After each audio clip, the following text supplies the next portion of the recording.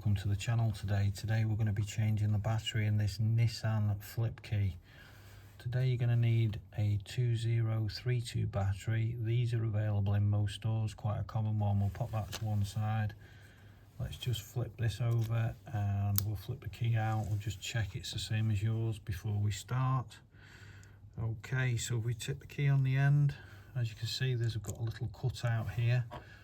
So we carefully just get a screwdriver into the end here and then just twist it, and as you can hear it pops the key open, and then just get your fingers and carefully lift the top off the key.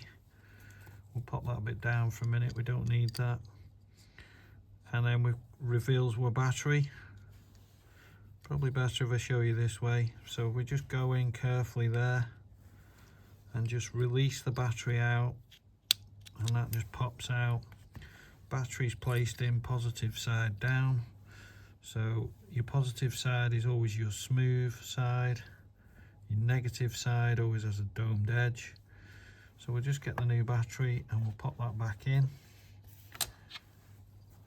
and that came out positive side down. There is a little bit of a positive symbol in there to show you.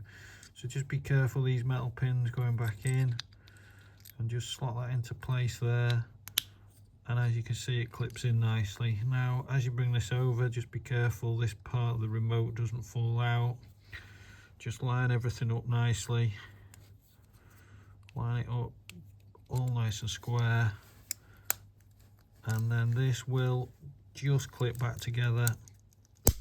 Can be a little bit stiff clipping back together, but there you go, that's all back together. Battery's in, and that was quite a straightforward one on your Nissan flip key remote. Hope this was helpful for you today. Please give us a like and subscribe, and we'll see you in the next video.